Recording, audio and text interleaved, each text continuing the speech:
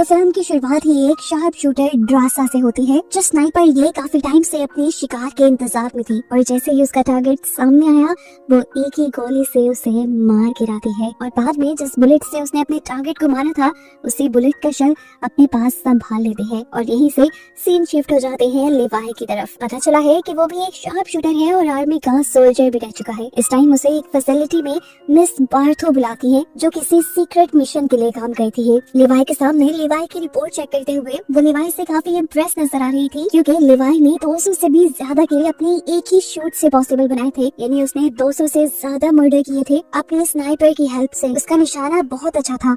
अब वो लेवाई से कुछ बातें कहती हैं और उसे अपने सीक्रेट मिशन के लिए हायर कर लेती हैं। दूसरी तरफ दोबारा हमें ड्रासा को दिखाया जाता है जो रशिया में अपने डैड के पास आई है। ड्रासा एक बाउंटी हंटर है, यानी पैसों के लिए वो दूसरों को मारने का काम करती है, लेकिन उसके बाद उसे अपने किए पे काफी पछतावा होता है। वो हर साल उन बुलेट्स के शेल अपने डैड को लाकर देती थी जिनसे उसने अपने टारगेट्स को मारा था, ताकि उसका दुख थोड़ा हल्का हो जाए। पर अब उसके डैड इन सब चीजों से थक गए थे, वो अपनी लाइफ से थक गए थे जिसमें कोई भी नहीं था। वो अपनी बेटी ड्रासा से कहते हैं, मैंने फैसला कर लिया है, अगर अगले साल 14 फेब तक मेरी मौत ना आई तो मैं खुद ही 14 फेब को अपनी जान ले लूंगा।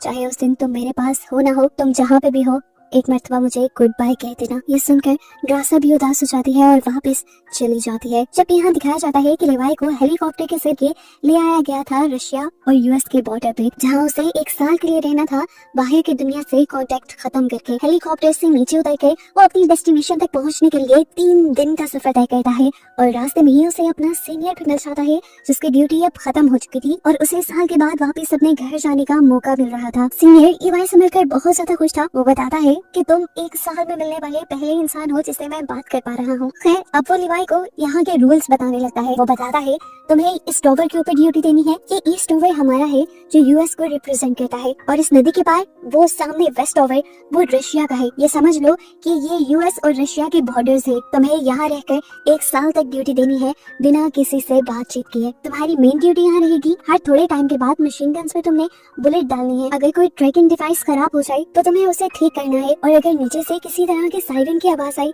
तो तुम यहाँ से बहुत तेज भाग जाना, इतना तेज कि 4 किलोमीटर का रास्ता एक सांस में ही पार कर देना। हैरान होकर लेवाई पूछता है, आखिर ये सब क्यों कह रहे हो? तो वो सीनियर बताता है, मुझे मेरे सीनियर ने ये इंस्ट्रक्शन दी थी, उसको उसके सीनियर ने ये इंस्ट्रक्शन दी थी और यही इंस्ट्रक्शंस मैं तुम्हें दे रहा हूँ। इससे ज्यादा हमें भी कुछ नहीं पता। अब लेवाई उससे एक और सवाल करता है कि आखिर यहाँ पर इतनी हाई सिक्योरिटी क्यों रखी जाती है? ये सुनकर वो सीनियर उठता है और एक बॉम्ब उठाकर नीचे फेंक देता है। बॉम्ब के नीचे फटते ही बहुत ही अजीबो गरीब आवाजें सुनाई देती हैं, जैसे वो कोई खतरनाक क्रिएचर्स हो। सीनियर बताता है, ईस्ट और वेस्ट टॉवर के दरमियान में ये जो जगह है इसका नाम है द गॉर्ज। यहाँ पर कोई भी नहीं जाता और मानो जैसे इसके अंदर कोई खतरनाक क्रिएचर्स रहती हो जिनको ऊपरी दुनिया तक आने से रोकना ही हमारा काम है।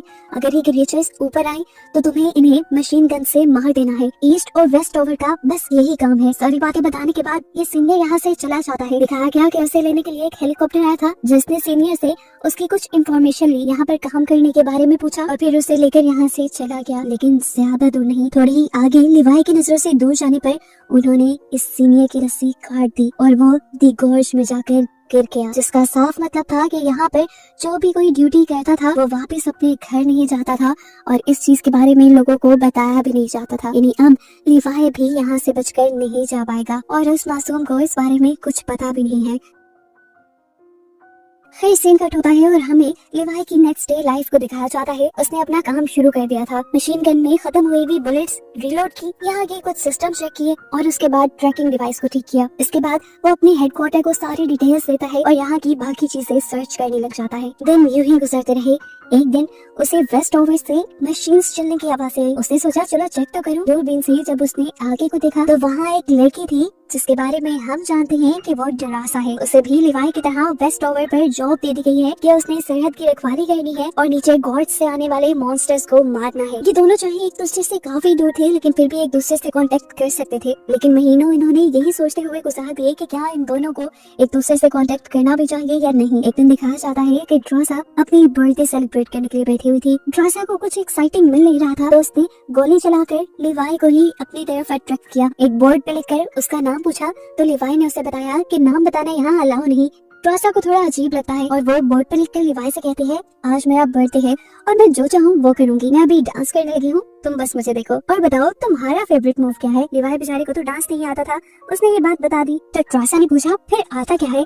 लिवाई ने बताया मुझे बस शूटिंग आती है। ट्रासा ने वही टेस्ट करने का डिसाइड किया और अपने रूम में जाकर एक बोतल रख दी, जिसे लिवाई ने भी एक ही शूट में फोड़ दिया और बताया कि वो सच में एक बहुत अच्छा स्नाइपर था। ट्रासा को भी शौक चढ़ता है अपनी स्किल्स दिखाने का। वो भी लिवाई के रूम में रखी हुई एक बोतल तोड़ देती है और फिर लिवाई का रिएक्शन देखने के लिए जैसे ही वो लिवाई के टॉवर पे दिखती है तो एकदम से उसके होश उड़ जाते हैं, क्योंकि वहाँ पर अजीब सी क्रिएचर्स ऊपर चढ़ रही थी लिवाई के टॉवर पर। उसने एक सेकंड नहीं लगाया और धड़ाधड़ शूट करते हुए उन क्रिएचर्स को मारना शुरू कर दिया।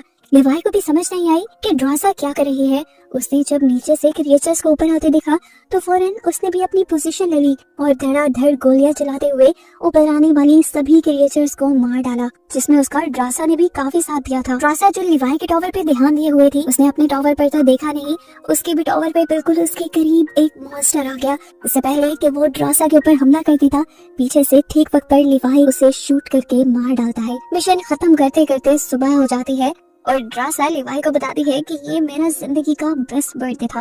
लिवाई हंसता है और ये दोनों अपने काम पे लग जाते हैं। अब जितनी मशीन गन्स की गोलियां इन्होंने इस्तेमाल कर ली थी, ये लोग उससे दोबारा फिल करने लग जाते हैं। दिन गुजरते रहते हैं और दिखाया जाता है काफी वक्त गुजर गया है। इस दौरान ड्रासा और लिवाई के दरमियान की दोस्ती काफी बढ़ चुकी थी। ये लोग दूर तो थे लेकिन काफी टाइम एक दूसरे के साथ गुजारते थे। दूरबीन के जरिए एक दूसरे के साथ चेस खेलते थे, ड्रम्स बजाकर एक दूसरे को एंटरटेन करते थे और एक दूसरे से बातें भी करते थे। देखते ही देखते 14 फरवरी का दिन भी आ जाता है जब ड्रासा के डैड ने खुदकुशी करने का डिसाइड किया था। ये दिन ड्रासा के लिए बहुत मुश्किल था और उसने मैसेज लिखकर लिवाई को बताया भी कि ये दिन मेरे लिए बहुत मुश्किल है। आई विश कोई इस दिन मेरे पास होता। फिर क्या था, लिवाई अपनी तैयारी शुरू कर देता है।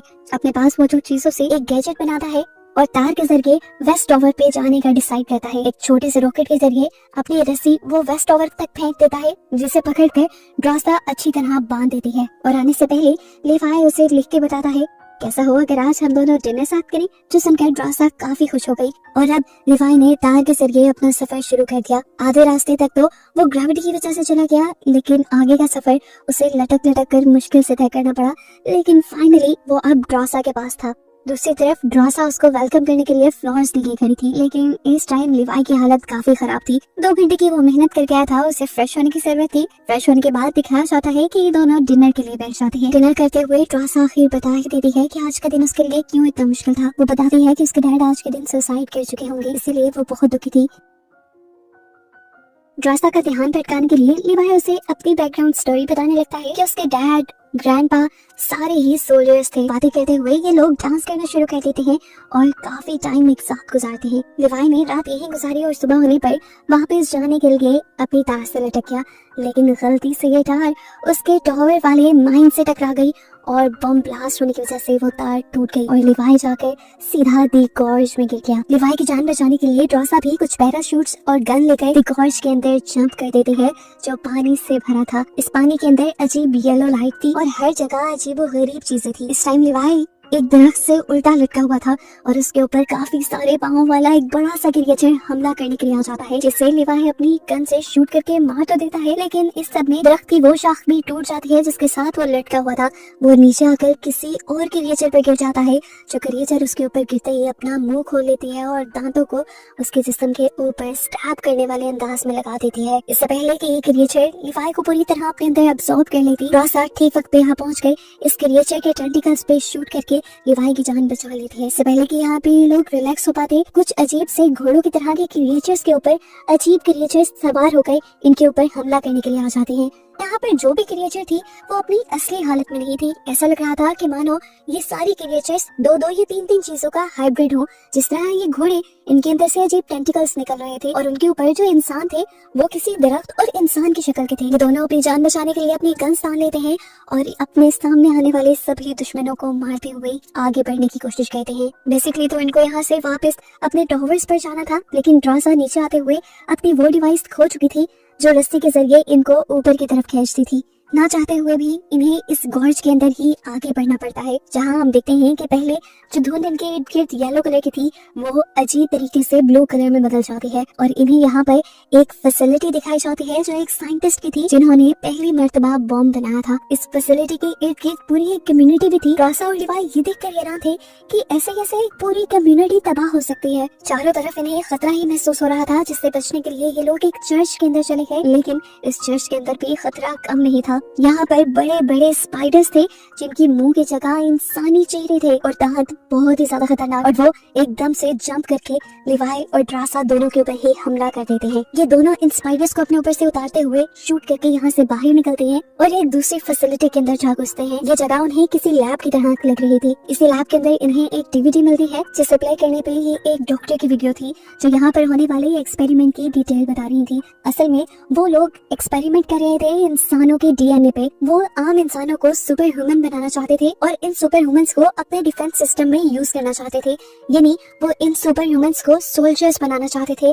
लेकिन इन लोगों का एक्सपेरिमेंट खराब हो गया, जिसकी वजह से इंसानों के डीएनए के अंदर हर चीज का डीएनए मिलने लगा। इसलिए यहाँ पर कई किस्म के हाइब्रिड्स बन गए। दरख्तों के अंदर इंसानों वाला डीएनए चला गया, जबकि इंसानों के अंदर दरख्तों वाला। ऐसे यहाँ पे कोई भी दरख्त मिल सकता था जो इंसानों की तरह बात कर सकता है, चल सकता है, और कोई भी इंसान ऐसा भी दिख सकता है जिसके अंदर से शाखें निकल रही हो। एक अजीब बात वो ये भी बताती है कि इनका एक्सपेरिमेंट इतना खतरनाक हो गया था कि दरख्तों के अंदर ऑर्गन्स भी पैदा होने लगे थे। हालांकि यहाँ पे जो छोटे छोटे इंसेक्ट्स भी थे, कीड़े भी थे, उनमें भी इंसानों और दरख्तों का डीएनए मिक्स हो चुका था। जैसे अभी हमने एक स्पाइडर देखा, उसके मुंह पे इंसानी चेहरा था। इसी डीवीडी को देखते देखते लिवाई यहाँ पे और भी छानबीन करता है और उन्हें यहाँ थोड़ा सा एडवांस कंप्यूटर मिल जाता है। इस कंप्यूटर को चलाने पर लिवाई के सामने और भी ज्यादा राज खुल जाते हैं। एक सीक्रेट कंपनी के बारे में उसे पता चलता है जो इंसानों को सुपर ह्यूमन बनाने के साथ साथ और भी बहुत से खतरनाक एक्सपेरिमेंट्स कर रही थी। इन लोगों ने एक ऐसा मिसाइल भी बनाया था जिसे अगर कहीं पर टारगेट किया जाए तो वो अपने फटने के साथ अपने इर्द गिर्द रेडियस के 4 किलोमीटर एरिया को तबाह कर सकते हैं। ये पढ़कर वो समझ गया था कि आखिर उसके सीनियर्स क्यों किसी सायरन के बजने पर उसे 4 किलोमीटर दूर तक भागने को कह रहे थे। वो इसी मिसाइल के फटने की बात करते होंगे। हो ना हो, लिवाई को समझ आ गया था कि ये मिस बार्थो की फैसिलिटी है और वही अपनी इन खतरनाक एक्सपेरिमेंट्स को दुनिया से बचाने के लिए ड्रासा और लिवाई जैसे सोल्जर्स को हमेशा ईस्ट और वेस्ट टॉवर पर हायर करके रखती थी, जो गॉड से आने वाले हर मॉन्स्टर, हर क्रिएचर को मारकर दुनिया को उनकी सच्चाई से दूर रखे। यहाँ पर मौजूद चीजों से ये लोग पता चला लेते हैं कि इन एक्सपेरिमेंट के पीछे गवर्नमेंट का कोई हाथ नहीं, ना ही रशियन गवर्नमेंट का और ना ही यूएस गवर्नमेंट का। इन्हें पता चलता है कि मिस बार्थो यहाँ का सारा काम ड्रोन्स के जरिए करवाती थी, लेकिन फिर भी सारे काम ड्रोन्स और रोबोट नहीं कर सकते थे। जिस तरह ट्रैकिंग डिवाइस चेंज करना, मशीन गन में गोलियां भरना, इस तरह के कामों के लिए उन्हें इंसानों की जरूरत होती थी। इसीलिए ड्रासा और लिवाई यहाँ थे आज। सारी सच्चाई रियलाइज होने के बाद ये लोग फौरन यहाँ से भागने की कोशिश करते हैं, लेकिन उसी दौरान इनकी इर्द गिर्द कुछ क्रिएचर्स घेरा बना लेती हैं और इन्हीं का गुमा हुआ वेपन्स का बैग इनके सामने लाकर रख देती हैं। ये इन मॉन्स्टर्स की चाल भी हो सकती थी, लेकिन ड्रासा और लिवाई ने अपना बैग लेने का फैसला किया, क्योंकि अगर इनके पास गन ही ना होती तो ये लोग आगे लड़ते क्या। अब ड्रासा जैसे ही उस बैग को पकड़ने के लिए आगे बढ़ती है तो कोई आदमी उसके पाँव को अपने ट्रैप में बंद करते हुए उसे खींचते हुए एक और जगह पे ले जाता है जो रेड जोन थी। यहाँ पर हर जगह रेड कलर की धुंध फैली हुई थी और इससे अंदाजा लगा सकते हैं कि ये जगह पहले से ज्यादा खतरनाक है। लिवाई भी ड्रासा की मदद करने के लिए बढ़ा तो था, लेकिन उसे समझ नहीं आ रही थी कि ड्रासा मिलेगी कहाँ पर। यहाँ हम देखते हैं कि ड्रासा को इस दरख्त जैसी दिखने वाली क्रिएचर ने उल्टा लटका दिया था। ये एक साइंटिस्ट था जो पहले यही इसी फैसिलिटी में काम करता था और इसका नाम था बी शॉ ड्रासा को जख्मी करके उसका डीएनए चेक करता है और उसे पता चलता है कि ये लोग अभी नए नए ही इधर गिरे हैं, क्योंकि 5 दिन तक यहाँ रहने वाला इंसान ऐसे ही अजीबोगरीब हाइब्रिड क्रिएचर में बदल जाया करता था। अब ड्रासा तो इस क्रिएचर को अपने लिए खतरा समझ रही थी, इसलिए उसने अपने आप को छुड़वा कर यहाँ इस क्रिएचर के साथ लड़ाई शुरू कर दी। लड़ते हुए ड्रासा के हाथ यहाँ एक नुकीली चीज पे लग जाती है, जिससे बार बार वो इस इंसानुमा दरख्त के ऊपर हमला तो करती है, लेकिन इन्हें मारना तो जैसे इम्पॉसिबल था। वो बताता है कि मैं इंसानों की तरह ऑक्सीजन से भी सांस ले सकता हूँ और एक दरख्त की तरह कार्बन डाइऑक्साइड भी ले सकता हूँ। इससे पहले कि अब वो ड्रासा के ऊपर हमला करके उसे खत्म कर देता, पीछे से लिवाई एंट्री करता है, दूर से ही उसके ऊपर शूट करता है और उसके बाद आग लाकर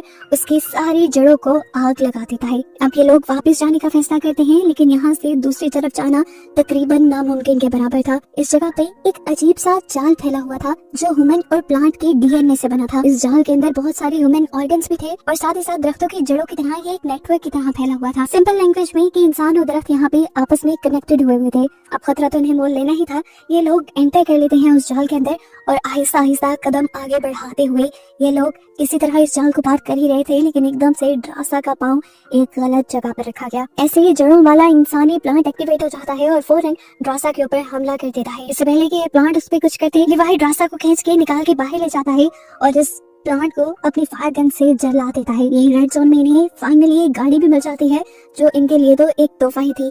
ये लोग उसमें बैठकर गाड़ी चलाते हुए ब्लू जोन में आ जाते हैं। इसी कार के जरिए इन्होंने बहुत ही जल्दी ब्लू जोन को भी पार करके ये लोग येलो जोन में आ गए थे, जहाँ वो दरख्त की तरह दिखने वाले इंसान दोबारा इनके ऊपर हमला कर देते हैं। इससे लिवाई निपटता है, जबकि ड्रासा को वो रस्सी मिल जाती है जिसकी मदद से ये लोग ऊपर जा सकते थे, लेकिन इसके नीचे वाला गैजेट, इसीलिए ड्रासा इस रस्सी के साथ जीप को बांध देती है ताकि जीप की मदद से ये लोग ऊपर जा पाए। अब जैसे जैसे ये लोग ऊपर चढ़ रहे थे, गॉर्ज के क्रिएचर लगातार इनके पीछे पड़े हुए थे।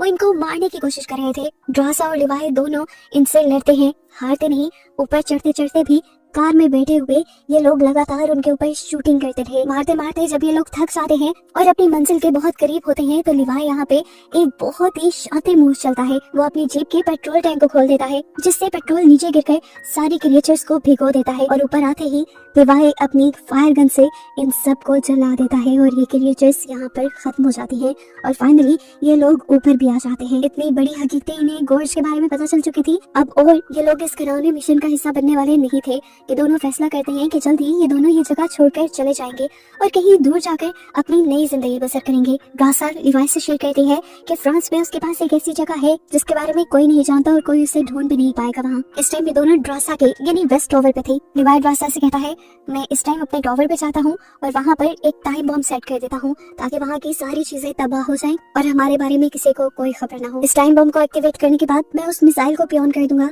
जो नीचे गॉर्ज को खत्म कर देगा और मिस बार्थो के ये सारे घिनौने एक्सपेरिमेंट भी खत्म हो जाएंगे। दुनिया को इनसे कोई खतरा नहीं रहेगा। अपना प्लान बनाने के बाद वो तो ईस्ट टॉवर पे आ गया था, जहाँ आते ही उससे मिस बार्थो कांटेक्ट करते हैं। असल में उसे पता चल गया था कि नीचे गॉर्ज में उनके कंप्यूटर एक्टिवेट हुए थे। वो लिवाई से पूछती है, क्या ये कंप्यूटर्स तुमने एक्टिवेट किए? लिवाई साफ झूठ बोल देता है कि नहीं, मैं तो नीचे गया ही नहीं। वो समझ गई थी कि अगर लिवाई नीचे नहीं गया तो दूसरी तरफ से ड्रासा नीचे गई होगी और इन्हें कहीं ना कहीं अब गॉर्ज की हकीकत पता चल चुकी है। इसलिए फैसला करती है कि अगले ही दिन ये ड्रासा और लिवाई दोनों को ही मरवा देंगी, क्योंकि अगर ये दुनिया में आ गए तो ये मिस बार्थो की सच्चाई भी दुनिया के सामने ले आएंगे। अगले दिन दिखाया जाता है कि ड्रासा और लिवाई दोनों ही यहाँ से जाने की तैयारी कर रहे थे और तार बांध रहे थे। लिवाई बॉम्ब एक्टिवेट करने की कोशिश में था और उसी टाइम मिस बार्थो पहुंच जाती है अपने हेलीकॉप्टर को लिए। मिस बार्थो को देखते ही लिवाई समझ गया कि वो जरूर उसे मारने के लिए आई है, इसीलिए वो फौरन यहाँ से भाग जाता है और मिस बार्थो के लोग उसके पीछे पड़ जाते हैं। लोग क्या, उसके ड्रोन्स, हेलीकॉप्टर्स सब के सब अब लिवाई के पीछे थे। लिवाई जानता था कि उसे ये सब तबाह करके ही आगे जाना है, इसलिए वो अपनी स्पीड कम करता है और अपनी लाइफ का एक बहुत बड़ा शॉट मारता है कई किलोमीटर दूर का। उसने अपने उस डिवाइस को शूट कर दिया था जो नीचे मिसाइल के साथ कनेक्टेड थी। इस मशीन को शूट करते ही नीचे कुछ ही सेकंड में वो मिसाइल फट जाता। वो शूट करके जितना तेज हो सके वो भागता है। दूसरी तरफ लिवाई भी उसका प्लान जानती थी, वो भी वहाँ से बहुत दूर भाग गई, लेकिन किस्मत को ये मंजूर न था कि ये दोनों मिले। ड्रासा तो उस बम से बच गई, लेकिन लिवाई उस बम की आग की चपेट में आ गया और वहीं पानी में गिरकर मारा गया। लेकिन अच्छी बात ये थी कि नीचे दी गॉर्ज, वो अजीब व गरीब फैसिलिटी खत्म हो गई जिससे दुनिया को एक दिन खतरा भी हो सकता था। दिखाया जाता है कि ड्रासा बचने के बावजूद भी 5 दिन तक दुनिया में नहीं जाती, क्योंकि असल में वो दी गॉर्ज में रहकर आई थी। तो उन लोगों ने डिसाइड किया था कि वो 5 दिन तक आबादी वाले एरिया में नहीं जाएंगे, क्योंकि अगर उनके ऊपर किसी भी किस्म के वायरस ने हमला किया होगा तो वो 5 दिन के बाद ही सामने आएगा। 5 दिन तक जब ड्रासा बिल्कुल भी नहीं बदलती तो वो यहाँ से आबादी वाले एरिया में जाने का डिसाइड कर लेती है। काफी देर बाद दिखाया जाता है कि ड्रासा आज भी लिवाई को याद करती है। वो लिवाई की लिखी हुई पोएट्री कई मर्तबा पढ़ चुकी थी और आज भी वो पढ़कर रो रही थी। फ्रांस की वो सीक्रेट जगह जिसके बारे में उसने लिवाई को बताया था, वहीं पर उसने एक वेट्रेस की जॉब भी शुरू कर ली थी। एक दिन जॉब करते हुए सरप्राइजिंगली लिवाई उसके सामने आ जाता है। जिस तरह से ये लोग अपने टॉवर्स से एक दूसरे से बातें करते थे लिख लिख कर, लिवाई लिखकर उससे पूछता है, क्या मुझे रैपिड पाई मिलेगी, जो उन्होंने लास्ट टाइम एक साला डिनर करते हुए खाई थी। ये देखकर ड्रासा की खुशी की इंतहा नहीं रहती और वो एक्साइटमेंट में जाकर लिवाई को गले लगा देती है। और इन लोगों के इस सरप्राइज और अच्छे रियूनियन के साथ ये मूवी यहीं खत्म हो जाती है।